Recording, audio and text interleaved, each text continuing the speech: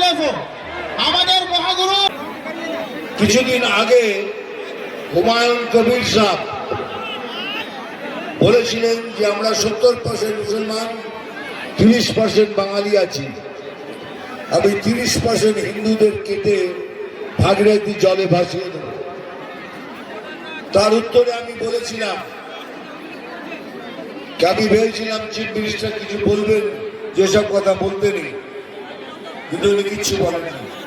আমি বলেছি, কিন্তু আজকে দেখুন, এই কালকে অথবা পরশু দিনে এবিপি আনন্দ দেখুন, সেখানে সুমন দা বলছেন যে হুমায়ুন দা আপনি যেসব কথা বলেছেন সেগুলো সাংঘাতিক, মারাত্মক।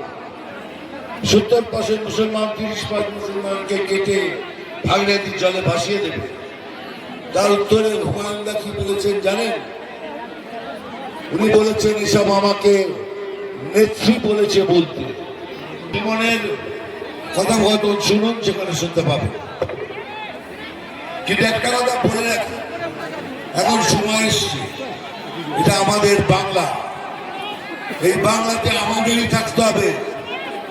আমাদের কোথায় যাওয়ার জায়গা নেই, ওদের অনেক দেশ আছে, তো আমরা কোথায় যাব? আমরা হিন্দুরা কোথায় যাব?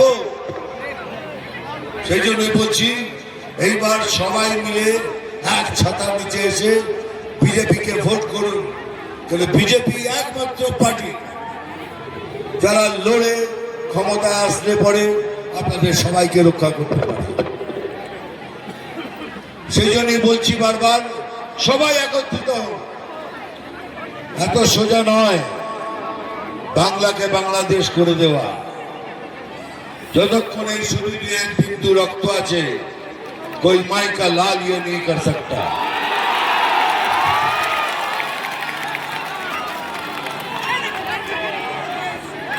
আমার মতো অনেকেই আছে যে কথাটা জোর দিয়ে বলতে পারে।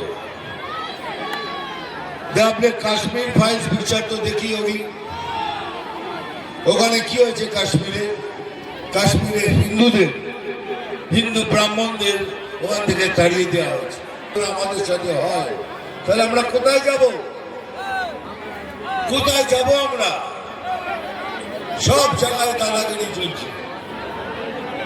এই জন্যই বলছি, আবার বলছি, সবাই একসাথে হয়ে লড়বেন, একটা ভোটও যেন ওদিকে না পড়ে। আমি এখানে দীপ্তরদাকে বলছি, আমাদের প্রেসিডেন্টকে ভালো করে লড়ুন, আমরা 7টা থেকে 7টা সিটই পাবো।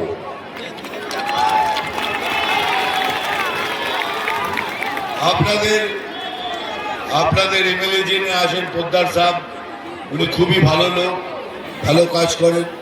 কিন্তু আমি কুলটিতে এলাম কেন? কুলটিতে আসার কারণ হলো, আমি হিরোগিরি করতে আসিনি। কুলটিতে কেন এলাম? কুলটিতে এই জন্যই এলাম, আমার ভাই বোনের সাথে দেখা করতে।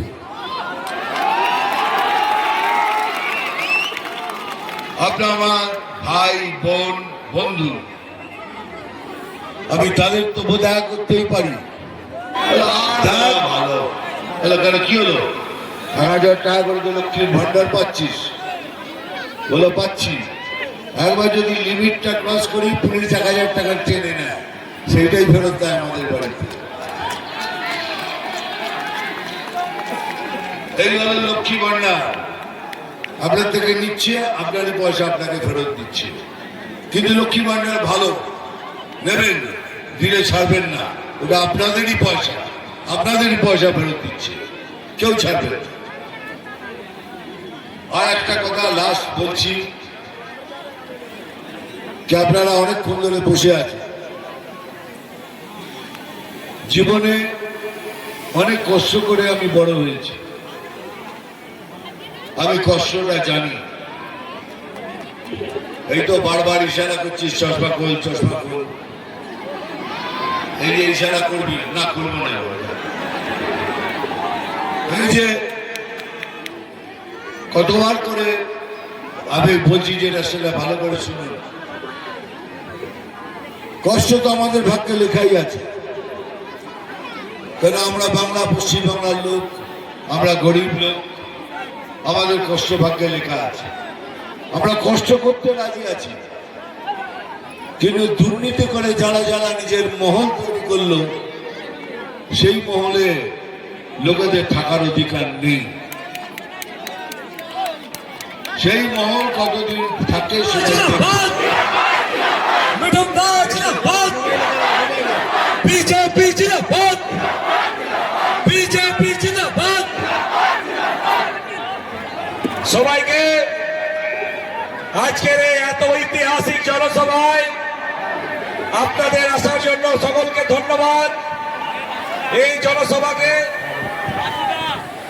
জনসভাকে সাফল্যমণ্ডিত করার জন্য আমাদের মিডিয়া বন্ধু থেকে শুরু করে পুলিশ প্রশাসনের আধিকারিক, বিমল পিছনে কর, বিমল পিছনে কর, প্রেস করবে, মিডিয়ার সামনে চলে আসুন। বিমল মিডিয়াতে ছেড়ে দিন, মিডিয়াতে ছেড়ে দিন, এই মিডিয়ার কাছ থেকে সব সরে যাও। বিমল সরা, ভলেন্টিয়ার সামনে ছেড়ে দিন, প্রেস বন্ধুদের আসতে দিন। ভলেন্টিয়ার কোথায় গেল? মিডিয়াকে কভারেজ দাও। বলার তো কিছু নেই, কোনো উন্নয়ন নেই, কোনো কলকারখানা নেই। কি নিয়ে কথা বলবো? রাজনীতি। একটাই খালি কথা বলা আছে, সেটা হলো দুর্নীতি। আর দুর্নীতি নিয়ে যদি কথা বলতে শুরু করি, তাহলে কালকে সকাল হয়ে যাবে। তাই ভাবলাম অন্য কিছু বলি। অন্য কিছু বলতে গেলে আমার মনে পড়ছে, এটা তো পশ্চিমবাংলা, তো হঠাৎ কেন মনে হচ্ছে না আমি বাংলাদেশে রয়েছি। আপনি প্রশ্ন করতে পারেন কেন আপনি বললেন? ওখানে যা হচ্ছে আমাদের এখানে তাই হচ্ছে। ওখানে হারমোনিয়াম ছিনিয়ে নিচ্ছে, এখানে একটা ছোট্ট মেয়ে মায়ের গান গেয়েছে, তাকে ধমকি দেওয়া হচ্ছে, বলে তুমি মায়ের গান গাইতে পারবে না। যতগুলো ধর্মীয় বই আছে, যতগুলো ধর্মীয় কিতাব আছে, খুলে দেখুন, তাতে লেখা আছে মায়ের পায়ের তলায় স্বর্গ, माँ के पैरों तले ही जन्नत है। अगर माँ के पैरों तले जन्नत है, তাহলে মা সম্প্রদায় গুলো কি করে ছেড়ে দিই? আপনি আগে বলতে পারেন একটা দুটো ঘটনা হতে পারে।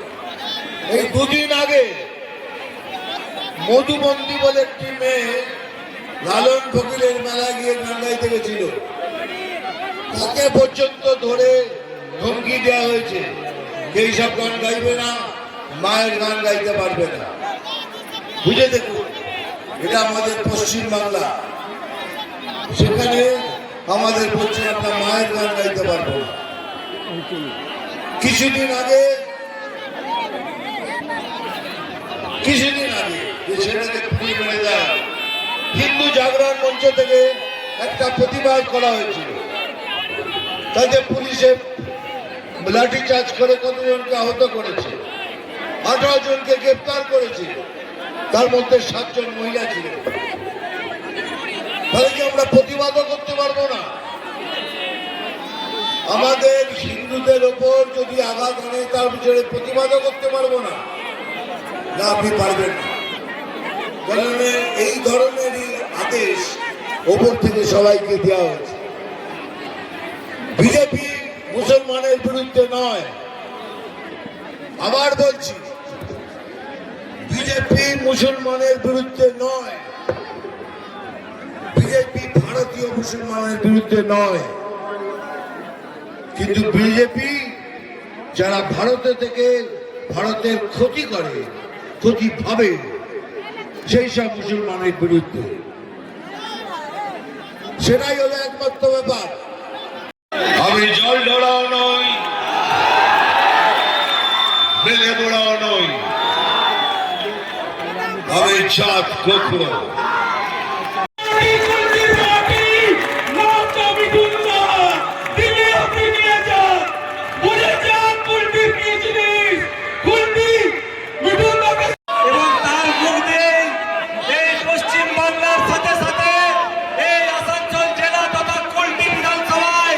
নতুন করে তৃণমূলকে হারিয়ে এক পরিবর্তনের